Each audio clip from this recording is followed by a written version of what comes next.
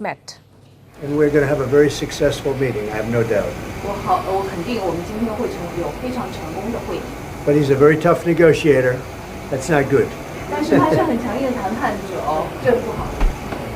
We know each other well. Mr. President, do you plan to sign a trade deal today? Could be. I think we'll have a great understanding. We have a great relationship. We've always had a great relationship.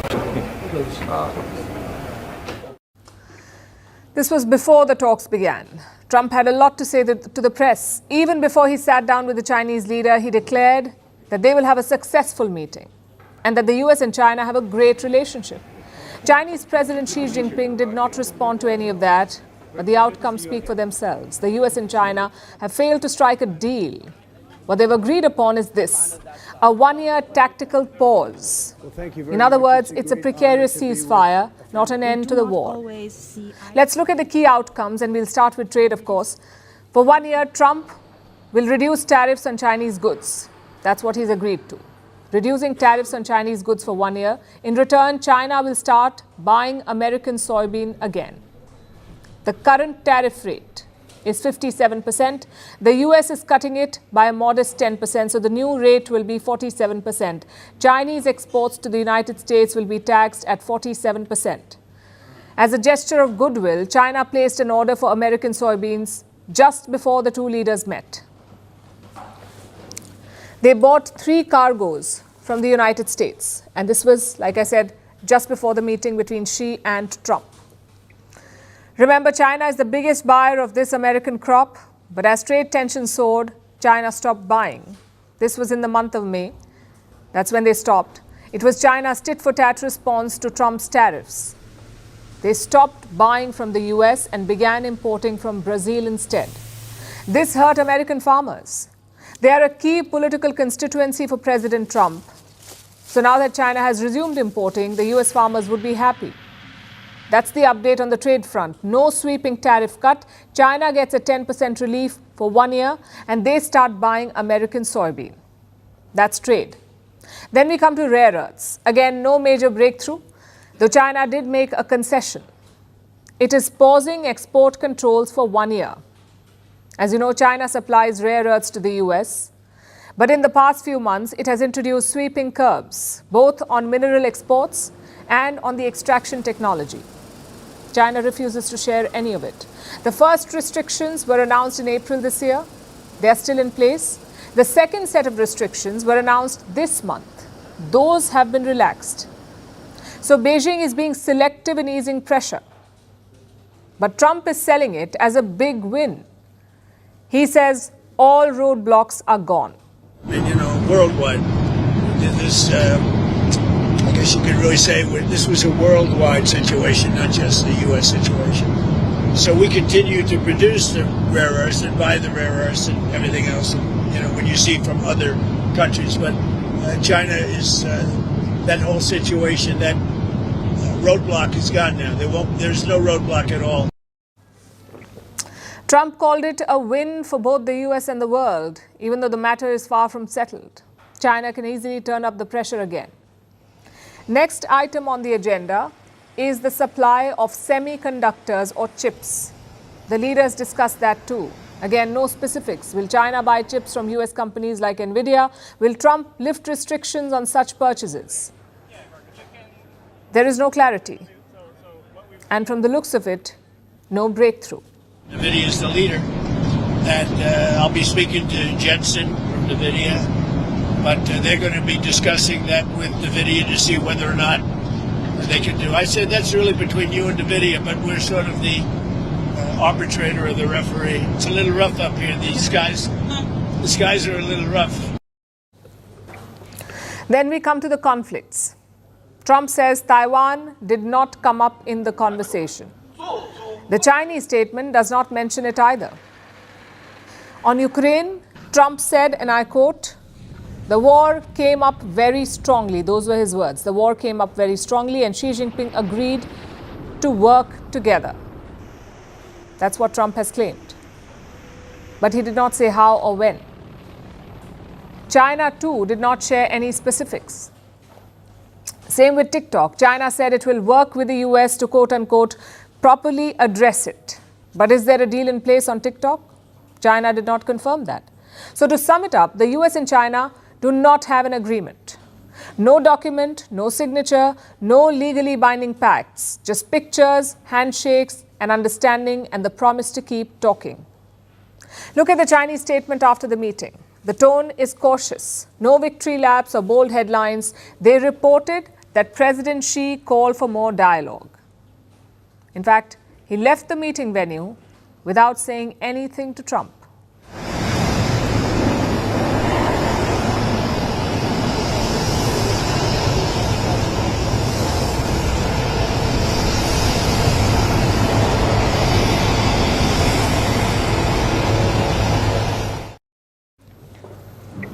Trump's version was very different though. In his trademark style, he was quick to call it a win. He announced that he will be traveling to China soon and that the Chinese president, Xi Jinping, will pay a return visit. Hello, everybody. Mr. President. I thought it was an amazing meeting. He's a great leader of a very powerful, very strong country, China. And what can I say? We have, it was an outstanding group of decisions, I think, that was made. A lot of decisions were made, too. There wasn't too much left out there. I'll be going to China in April, and he'll be coming here sometime after that, whether it's in Florida, Palm Beach, or Washington, D.C. So what did this summit really achieve? A fragile truce, a pause, not a reset. The big issues like trade and tech are still on the table, and the deals are on shaky ground.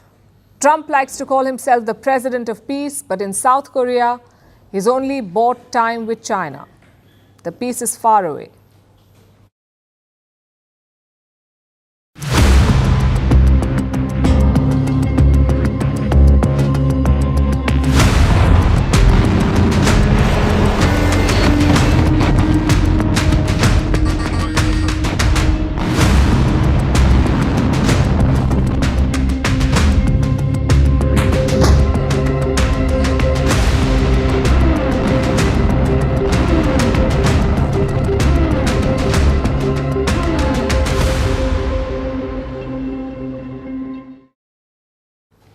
Our world has 1,000 problems, but I'll tell you what is not one of them.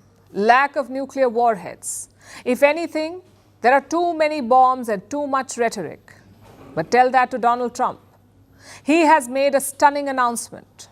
Trump has ordered the US military to resume nuclear testing. And listen to his justification. Because of other countries' testing programs, I have instructed the Department of War to start testing our nuclear weapons on an equal basis. That process will begin immediately. Trump says others are testing, so we will test too. And this is a huge announcement. The last time the US tested a nuclear bomb was way back in 1992. So Trump is reviving something that's been dead for 33 years. And his decision came out of nowhere. He announced it just minutes before meeting Xi Jinping. Naturally, there are questions. What exactly is a nuclear test? Why did countries stop doing it? And why is Trump resuming it? Nuclear tests are controlled explosions. You basically detonate a nuclear bomb intentionally. The idea is to gauge its power and capabilities. That is the military rationale for testing. Politically, it's also a message to your rivals, sort of like a warning to stay away. Since 1945, more than 2,000 such tests have been conducted, but in the 1990s, it slowed down. Russia detonated its last nuclear device in 1990. The US did it, like I said, in 1992 and China in 1996. What explains the decline? Well, the Cold War ended in 1991, so the US and Russia had no more reasons to test. In fact, only one country has tested a nuclear bomb in the 21st century, and that country is North Korea. Their last nuclear test was in 2017. So both China and Russia have slammed Trump's decision. China hopes that the U.S. will earnestly abide by and respect its obligations under the Comprehensive Nuclear Test Ban Treaty and its commitment to suspend nuclear testing and take concrete actions to safeguard the international nuclear disarmament and non-proliferation system and maintain global strategic balance and stability. So just to recap, Russia and China have not tested a nuclear bomb in 30 years. Then why is Trump doing it? Because the nuclear rhetoric is rising. China's nuclear arsenal has doubled in the last 5 years, from 300 warheads in 2020 to 600 in 2025. So Beijing is boosting its stockpile. Meanwhile, Russia is testing new weapons. Last week, they launched the Burevestnik missile. It's both nuclear-powered and nuclear-capable, meaning it can stay in the air for much longer. Russia claims the Burevestnik can beat any air defense shield. So days later, Donald Trump resumes nuclear testing. But is this the right solution? According to military experts, no. Russia may have tested a nuclear-capable missile, but they did not explode a nuclear bomb. What Trump is doing has no political or military rationale. Some experts called it misguided, not to mention time-consuming.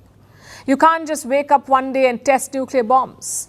It takes months of preparation, at least 36 months before a test can be organized.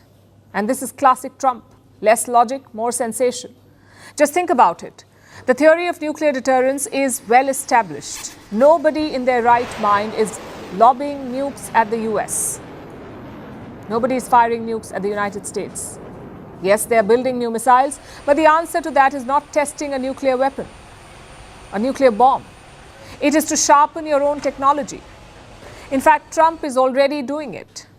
He unveiled a massive air defense project called the Golden Dome. It's expected to cost around $175 billion. And what does it do?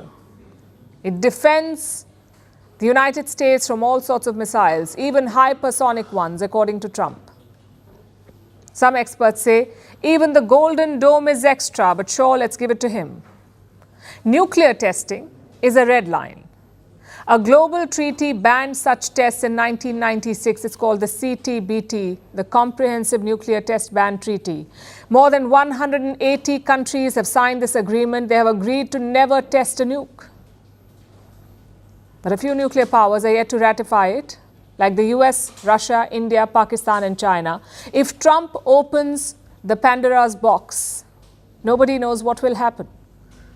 If common sense prevails in Beijing and Moscow, they will show restraint. If not, they could follow suit, thus unleashing a new nuclear race.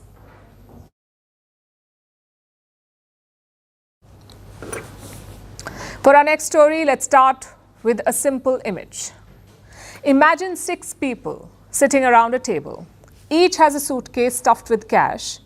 Every few minutes, they slide their case to the person on the right. Then they call it new capital infusion.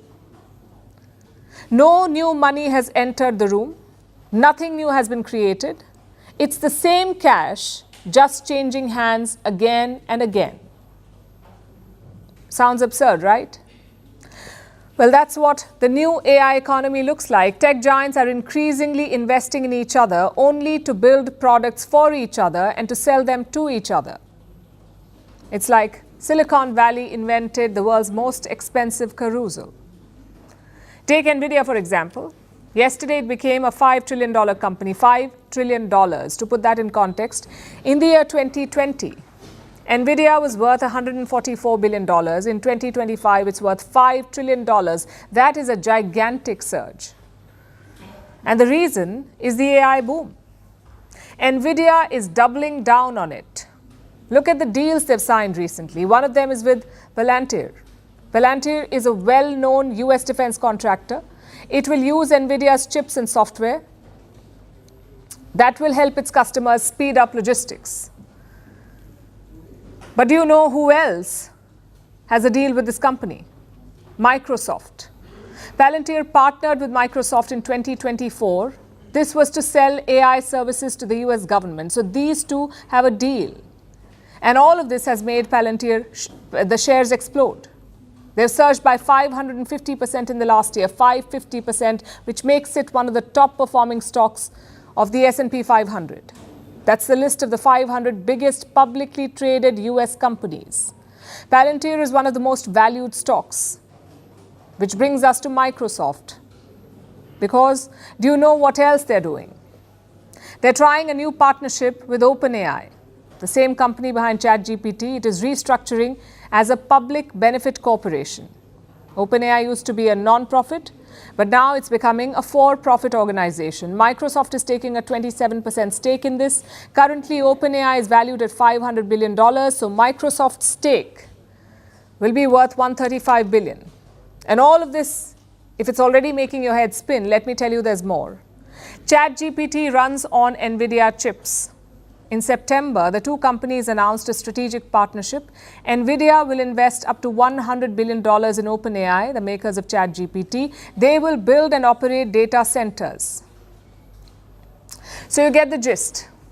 NVIDIA works with Palantir. Palantir works with Microsoft. Microsoft owns a big slice of OpenAI. OpenAI runs on NVIDIA chips. And now NVIDIA is investing in OpenAI too.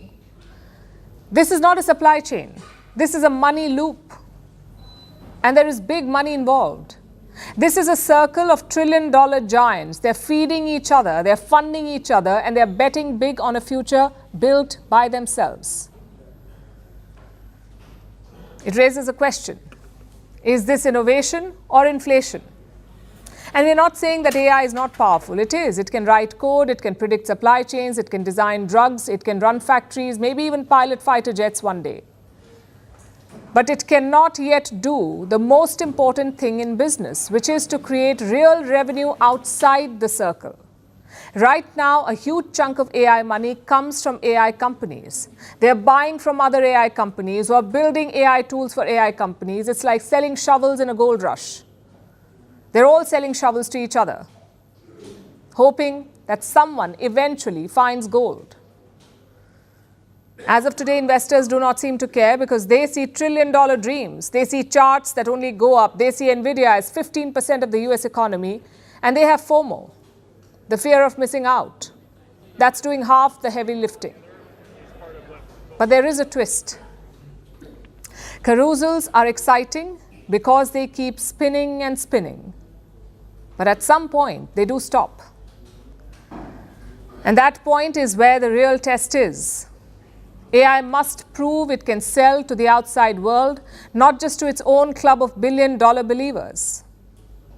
Until then, we are watching the most expensive merry-go-round ever built and hoping it's not spinning towards a bubble.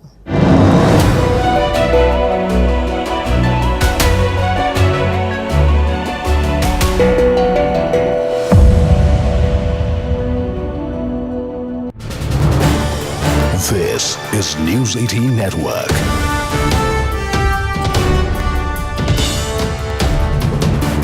India's largest news network.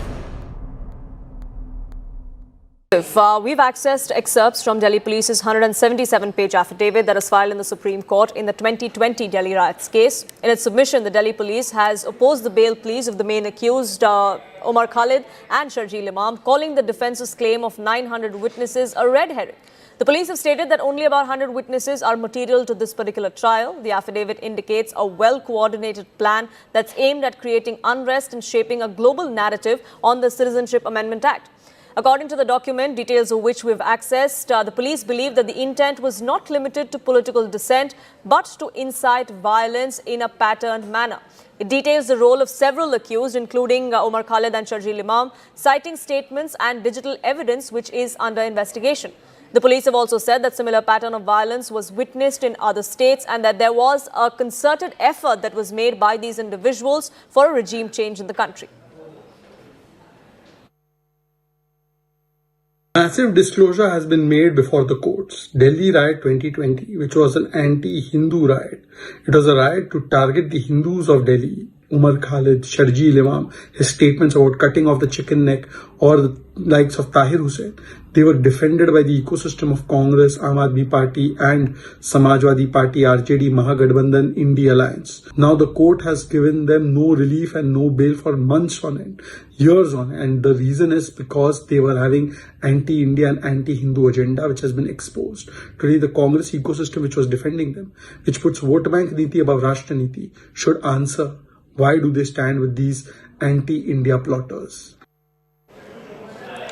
Now, sources have told CNN News 18 that the submissions made by the Delhi police in this 177-page affidavit is that the process of being filed in response to that the affidavit is still in process of being filed. This is in response to the bail pleas of the two accused, including Umar Khalid and Sharjeel Imam.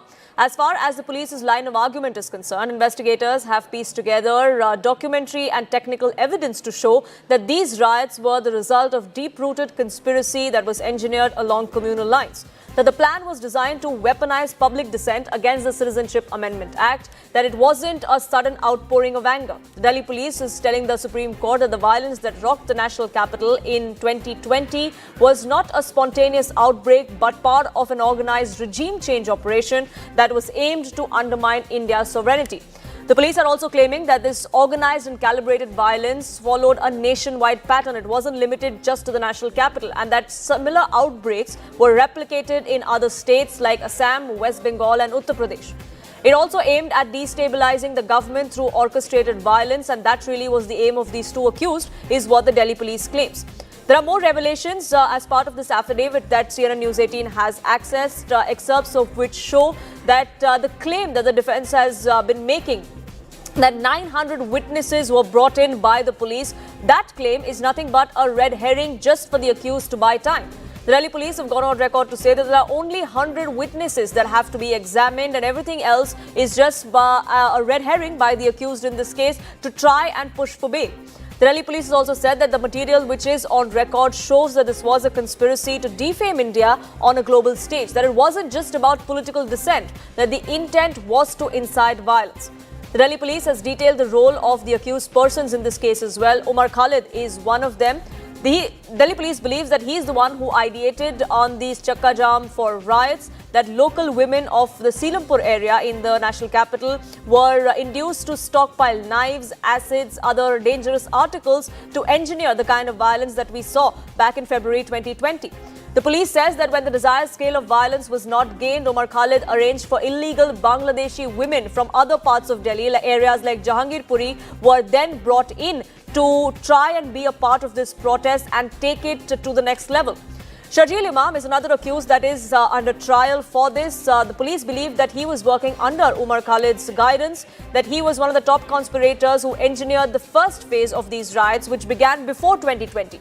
December 13th to 20th of 2019 is when Sharjeel Imam was involved in inciting violence, is what the police have gone on to say, that he tried and brought in imams of local masjids to read the contents of their pamphlets. In their speeches, they were trying to incite a mob of the minority community. Sharjeel Imam admitted in his December speech that he made at the Jamia Millia University that riots had happened, and that was only the beginning, that it was just a spark.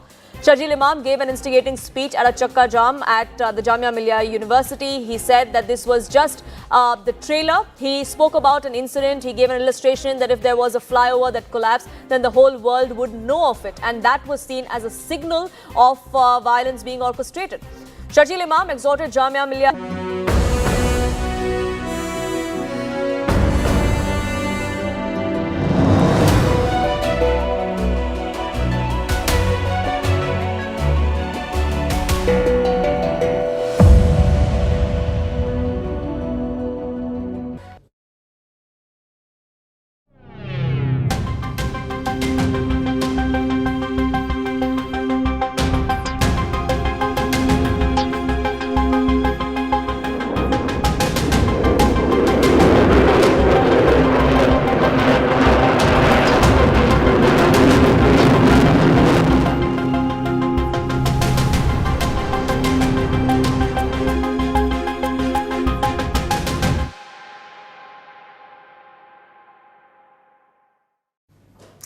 A mysterious airbase, a multi-decade deployment, and a silent withdrawal.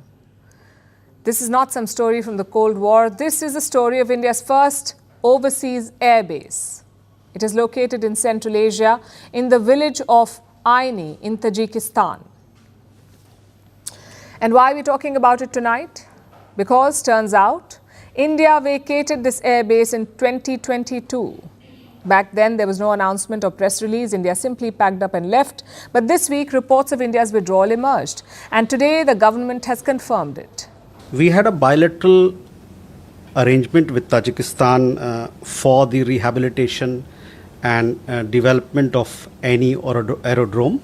This arrangement was in place for several years.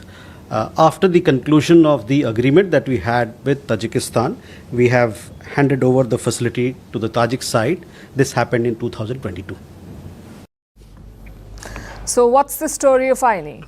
How did India get it? What did India do there? And why did India leave?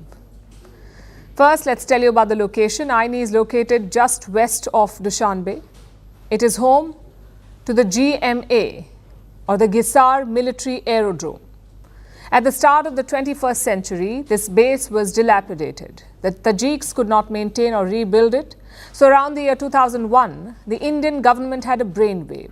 What if New Delhi took over this base? The idea found support in India's then Defence Minister George Fernandes.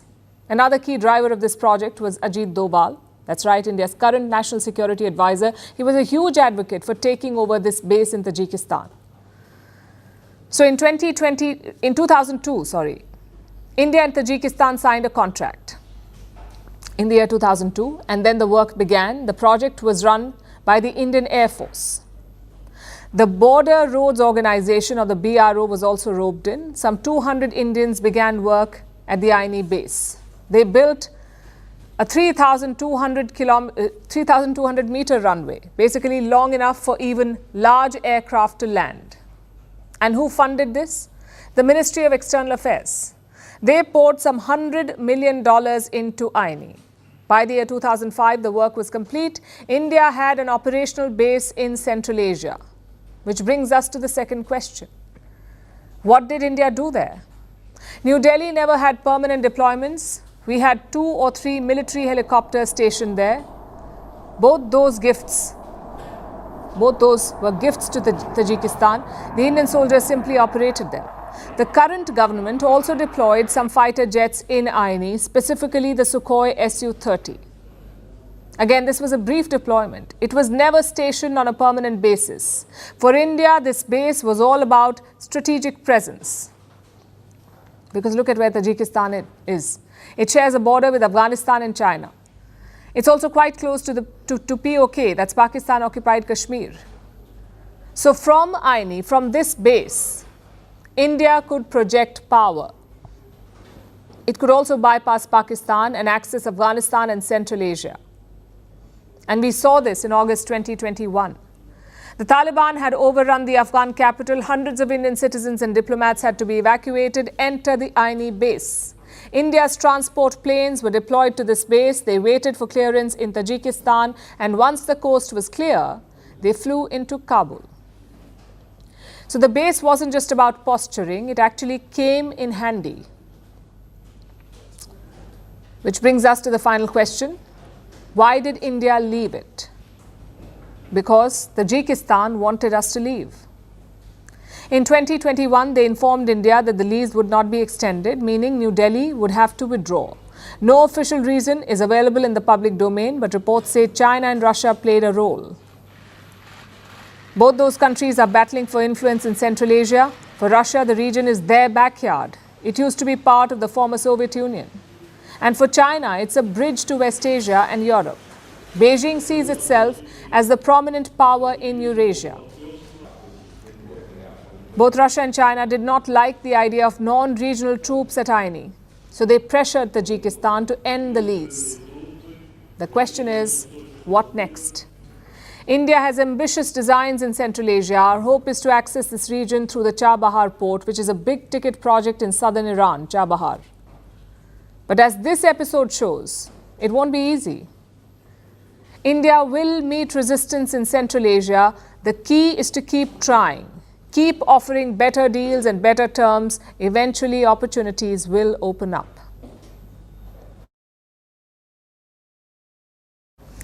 Our next story is about American visas. The US is changing the rules again, and this could impact thousands of Indian families. The US is ending automatic extensions of work permits. That means if your work authorization needs to be renewed, it won't happen automatically. You may struggle to keep your job.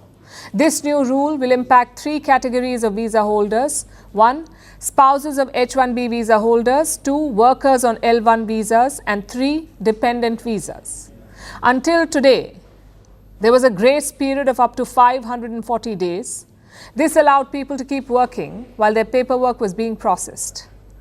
But now that safety net is gone, and for many Indian households in the US, this rule change could mean a sudden loss of income.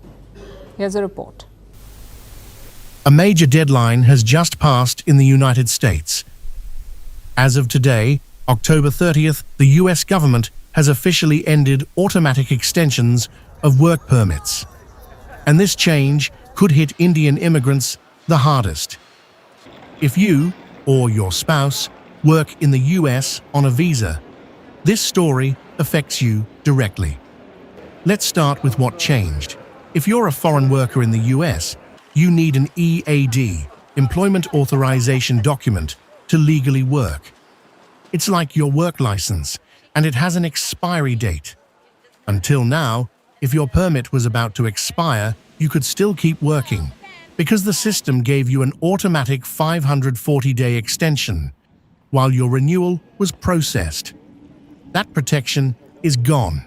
Now, if your work permit runs out, you can't work, even if your renewal is still pending. That means delays in paperwork could cost people their jobs, not because they did anything wrong, but because the system is too slow. And here's why it matters for Indian families. Many Indian professionals in the US are on H-1B visas. Their spouses often rely on EADs to work. Now that second income is at risk. This change affects spouses of H-1B and L-1 visa holders, those on E-visas, refugees, and asylum seekers too. If you are in this group, you could be forced to stop working. For thousands of families, that means a sudden hit to household income. Mortgage payments, school fees, basic expenses, all could be affected. And for many, it's happening without any warning. So why did the US make this change? The government says it's about national security. The Immigration Office, USCIS, wants more time to vet each application before letting someone continue working. They're calling this a common sense rule, and they've advised people to file renewals 180 days early. But that's not always realistic, because the system is already backlogged and many applications take months to clear. This change comes on top of other roadblocks. Just weeks ago, the US raised the H-1B visa fee to $100,000.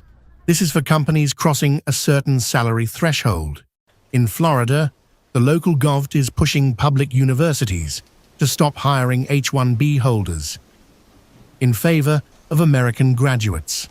Across the board, the message is clear. The US is tightening the rules. So what now? If you're an immigrant worker or married to one, check your visa and EAD status today. This rule comes into effect on Friday. If your work permit has expired, check if you need a renewal. And apply quickly. There's no buffer anymore. No automatic extension. Only paperwork and a waiting game. For Indian families in the US, this change is a big setback. The loss of a second income can change an entire household's future. And for many, it's happening through no fault of their own. In a system that's already complex, today's deadline just made it harder. The visa hasn't changed, but the rules to survive on it have.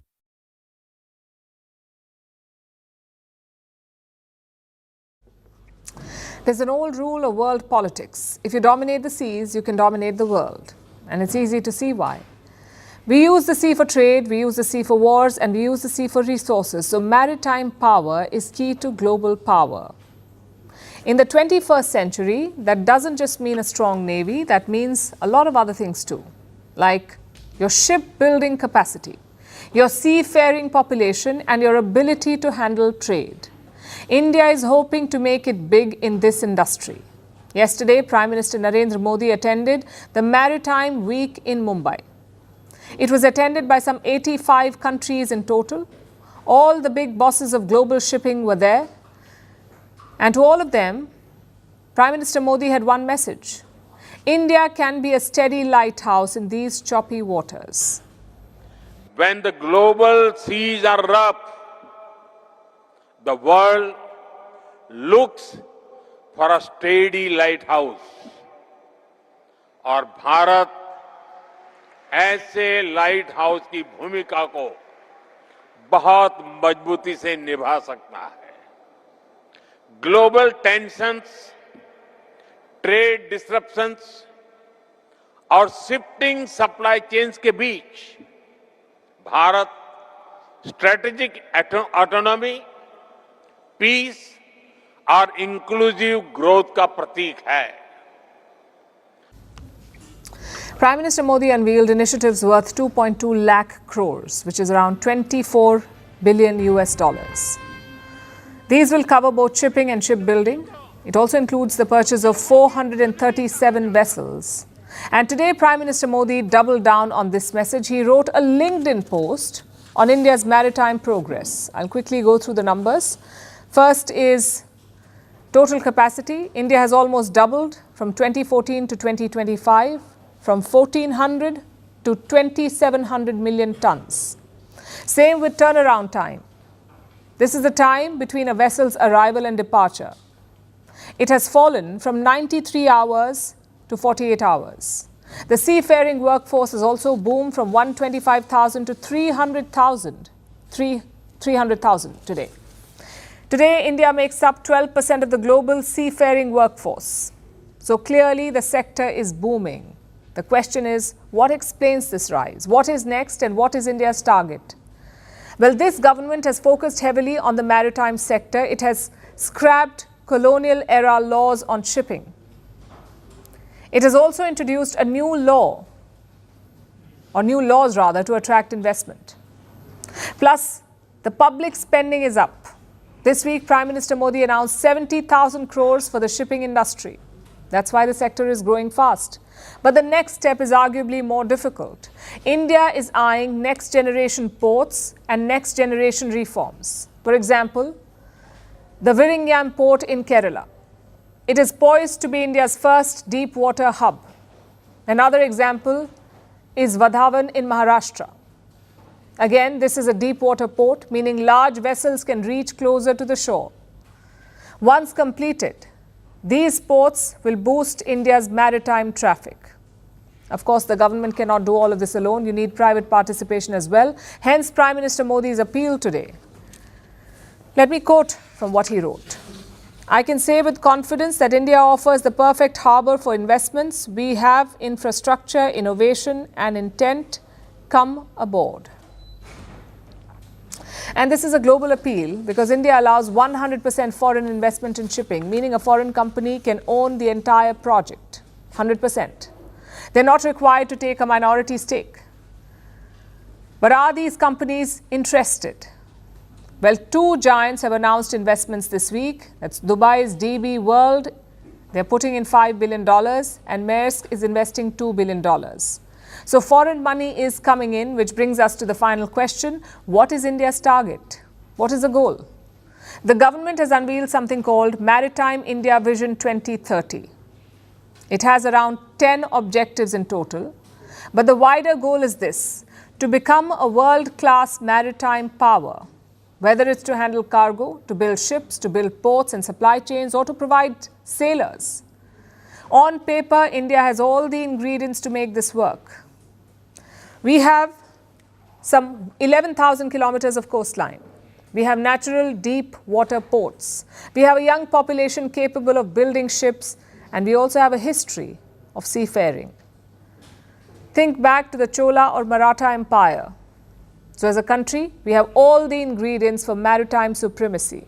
It's about seizing the moment and cashing in.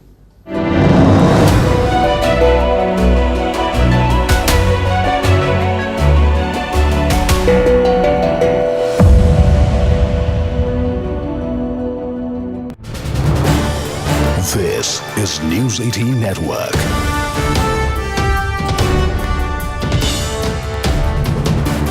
India's largest news network.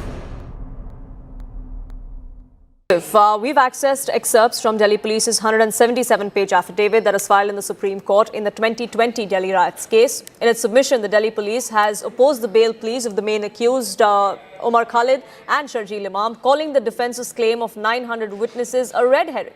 The police have stated that only about 100 witnesses are material to this particular trial. The affidavit indicates a well-coordinated plan that's aimed at creating unrest and shaping a global narrative on the Citizenship Amendment Act.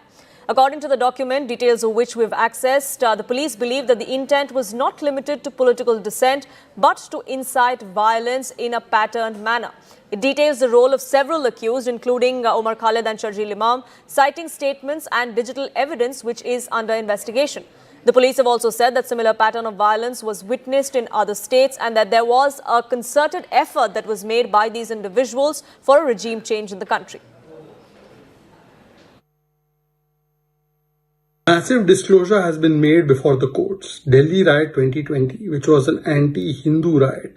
It was a riot to target the Hindus of Delhi. Umar Khalid, Sharjeel Imam, his statements about cutting off the chicken neck, or the likes of Tahir Hussain, they were defended by the ecosystem of Congress, Aam Aadmi Party and Samajwadi Party, RJD, Mahagathbandhan, India Alliance. Now the court has given them no relief and no bail for months on end, years on end. And the reason is because they were having anti-India and anti-Hindu agenda which has been exposed. Today the Congress ecosystem which was defending them, which puts vote bank niti above Rashtra niti, should answer why do they stand with these anti-India plotters.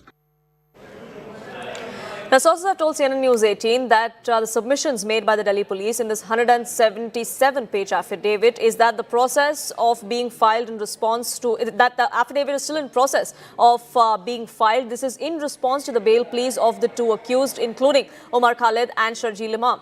As far as the police's line of argument is concerned, investigators have pieced together documentary and technical evidence to show that these riots were the result of deep-rooted conspiracy that was engineered along communal lines. That the plan was designed to weaponize public dissent against the Citizenship Amendment Act, that it wasn't a sudden outpouring of anger. The Delhi police is telling the Supreme Court that the violence that rocked the national capital in 2020 was not a spontaneous outbreak but part of an organized regime change operation that was aimed to undermine India's sovereignty.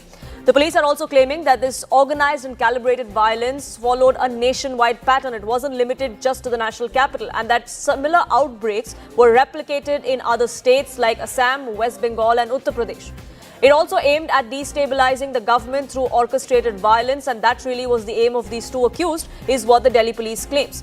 There are more revelations as part of this affidavit that CNN News 18 has accessed, excerpts of which show that the claim that the defense has been making that 900 witnesses were brought in by the police, that claim is nothing but a red herring just for the accused to buy time. The Delhi police have gone on record to say that there are only 100 witnesses that have to be examined and everything else is just a red herring by the accused in this case to try and push for bail. The Delhi police has also said that the material which is on record shows that this was a conspiracy to defame India on a global stage, that it wasn't just about political dissent, that the intent was to incite violence. The Delhi police has detailed the role of the accused persons in this case as well. Omar Khalid is one of them.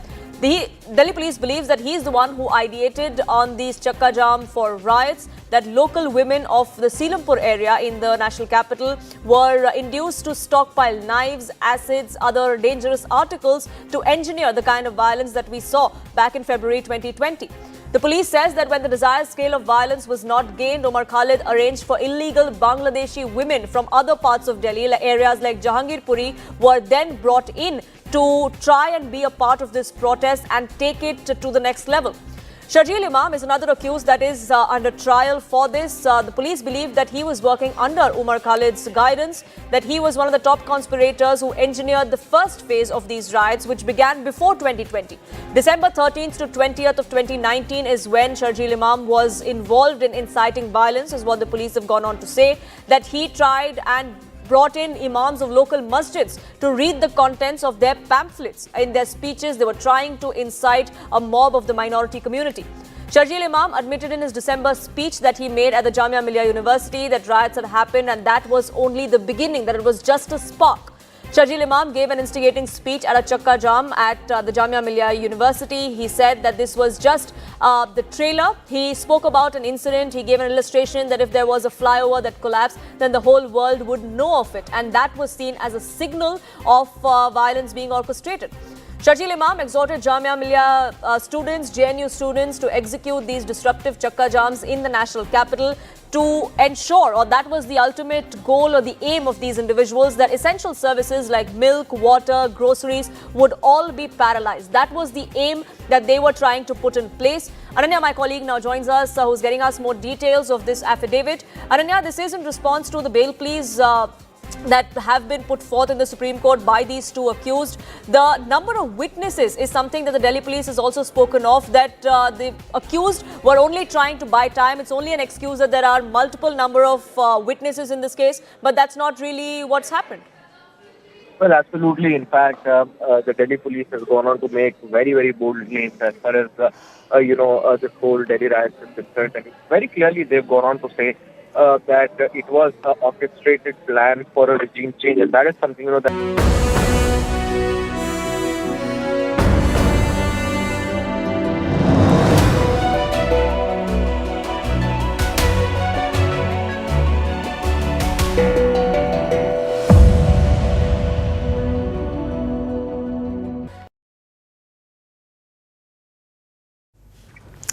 Walk into an average Indian home at lunchtime and you will see this. A plate full of rice, some rotis or another source of carbs, a bowl of dal, some vegetables on the side and a few spoonfuls of curd. This is the average Indian lunch thali. Of course, there are many variations of it. They change with region. There are non-vegetarian options. But if there's one thing that remains constant, it is this. The carbohydrates. They rule every thali. Your rice, roti, idli, dosa, naan, kulcha, they are the center of every plate. A meal seems incomplete without them. And that is a problem. Says who? The ICMR, the Indian Council of Medical Research. They held a survey across India. The survey covered 121,000 adults, and here's what they found. 62% of daily calories for Indians come from carbs. What's worse? Most of these are refined sources, like white rice, maida-based wheat, and added sugars. Only 12% of calories come from protein. Do you know what's the global standard for protein? 20% or more. In India, it's just 12%. And the rest of the diet is made up of fats, in which saturated fats are disproportionately high. So to sum it up, the Indian diet is full of carbs and low on protein, and this is by design, because for most of our history, we were a farming nation. We plowed fields, lifted sacks, walked for kilometers, so carbs were survival. Even today, India is a majorly farming nation. 45 to 55% of our workforce is engaged in agriculture. But a big number of Indians now do jobs that do not involve intensive labor. They work at desks in cushioned offices. Yet their diet has not changed, and that has left our bodies confused. So the body stores the excess carbs and sugar. That causes an insulin spike. It slows down metabolism, and over the years it leads to diseases. Diseases like diabetes, obesity, and high cholesterol.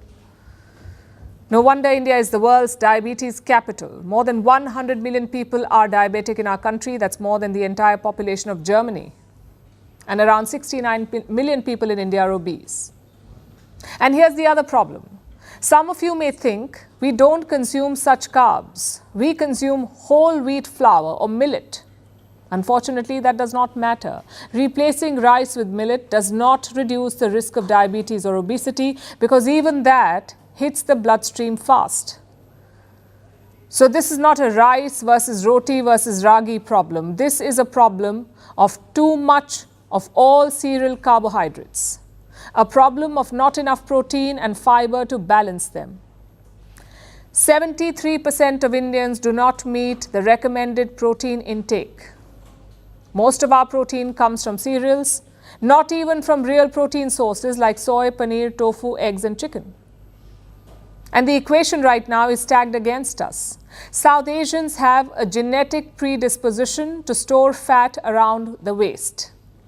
Doctors call it the South Asian metabolic curse. Add modern sedentary life, urban stress, late eating, and an overload of carbs, and the result is metabolic overload. Indians develop diabetes 10 years earlier than Western populations. And that too, at a lower body weight. So what is the solution? Well, you don't have to stop eating rice or roti. A healthy diet should have carbs as well. For instance, Japan eats rice. But there's a difference. Japan's diet includes higher fish and soy protein. So think portion control, not prohibition. Here's what a balanced plate would look like. 50% vegetables, 25% rice, roti, idli or your source of carbs, 25% proteins. That can be your dal or any kind of pulse, eggs, dairy, fish, meat, whatever you prefer. The idea is not to ditch carbohydrates. The idea is to accommodate them for healthy living. Because a health revolution does not need a dramatic sacrifice. Sometimes it can start with one less scoop of rice.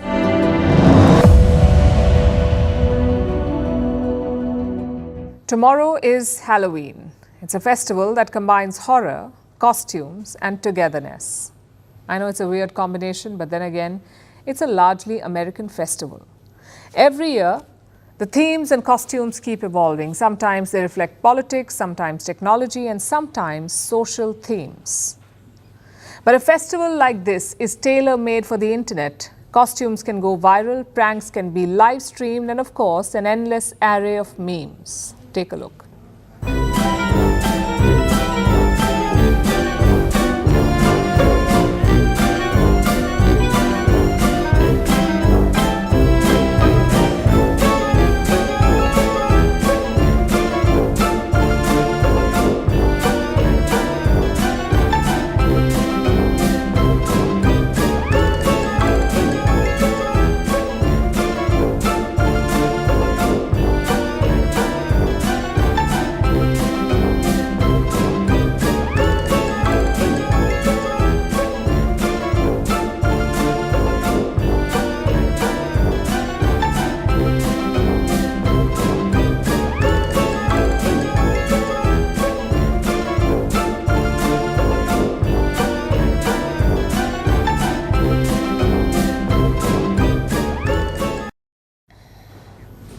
And now it's time for Vantage Shots, images that tell the story. Hurricane hunters get tossed by turbulence while entering the eye of Hurricane Melissa. Naples sends Maradona's statue on a city-wide tour for what would have been his 65th birthday. And a literal CAT scan as big cats undergo scans for mobility issues in the UK. Finally, we're taking you back in history. On this day in 1961, the Soviet Union tested a hydrogen bomb called the Tsar Bomba. It was the most powerful nuclear weapon ever created and tested. The Soviet Union detonated it to project its strength during the Cold War. We're leaving you on that note. Thank you for watching. We'll see you tomorrow.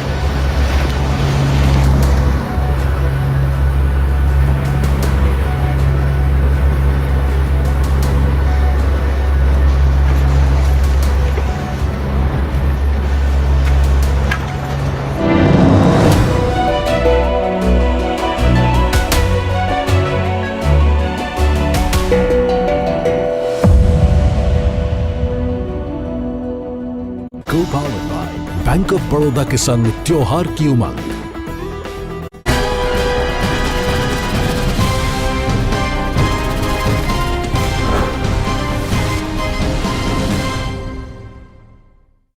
Amit ji, news 18 के इस मंच पर आपका स्वागत है। मेरे साथ हैं अमित शाह, देश के गृह मंत्री, भारतीय जनता पार्टी के चाणक्य, और सबसे ज्यादा इस वक्त भारतीय जनता पार्टी के चुनाव को यहां पर देख रहे हैं, संभाल रहे हैं, तो उस बारे में कुछ चर्चा करेंगे। अमित जी, ये आपका तीसरा चुनाव है जो आप बिहार में आपके उसमें संरक्षण में देखा जा रहा है। तो 2015 में जो है आप दूसरी तरफ थे, ये नीतीश जी और लालू साथ में थे, आपकी हार हुई थी। उसके बाद 2020 में आपकी जीत हुई। इस बार इस चुनाव में आप क्या देख रहे हैं? क्या आंकड़ा दीजिए कि कितनी सीटें आएंगी आप एनडीए के लिए? देखिए, आंकड़ा देना तो बहुत दिक्कत होती है, परंतु मैं आपके चैनल के माध्यम से देश भर के दर्शकों को इतना जरूर बताना चाहता हूं कि इस बार हम 2/3 बहुमत से ज्यादा सीटें जीतकर बिहार में सरकार बनाएंगे। मैं जब 2/3 बहुमत कह रहा हूं तब हम एनडीए की बात कर रहे हैं। एनडीए का गठबंधन 2/3 बहुमत से ज्यादा सीटें जीतकर मोदी जी और नीतीश जी के नेतृत्व में यहां सरकार बनाएगा। और मैं सारे देश के दर्शकों को ये भी बताने जा रहा हूं कि मैं जितना घूमा हूं बिहार में अभी, मैं स्पष्ट रूप से देख रहा हूं कि एक वेव एनडीए के पक्ष में है और हमारी सीटों के मार्जिन में भी अप्रत्याशित बढ़ोतरी इस बार होने वाली। ये क्या वेव देख रहे हैं? किस चीज की वेव है ये?